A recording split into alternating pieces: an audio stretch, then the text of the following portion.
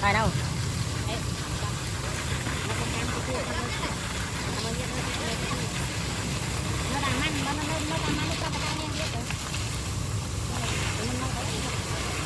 Nó đã cắt lui, cắt vô là cam, cái này vô là cam trơn, cái gì tịnh.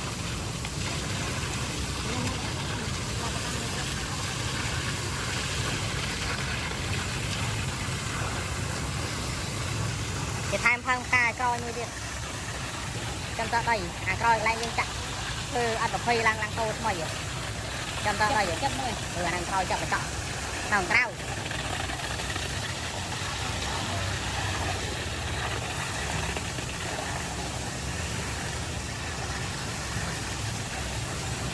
Na đã vô mà tờ.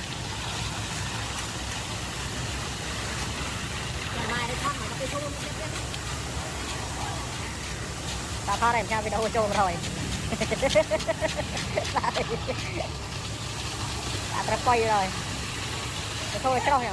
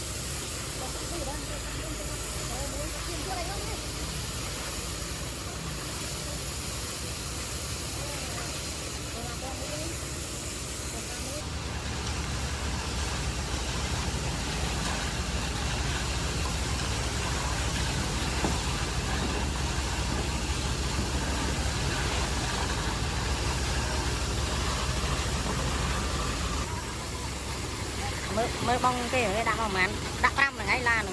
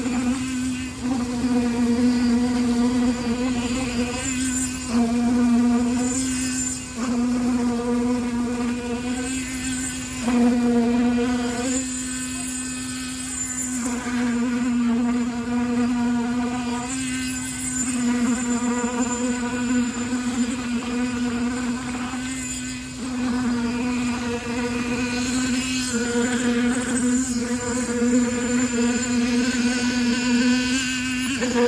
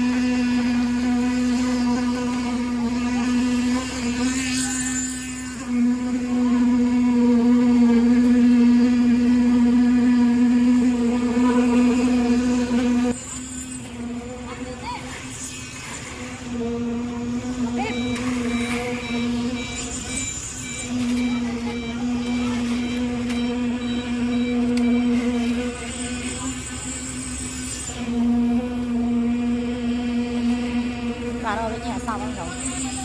Nhẹ xong không? Trục lại nó.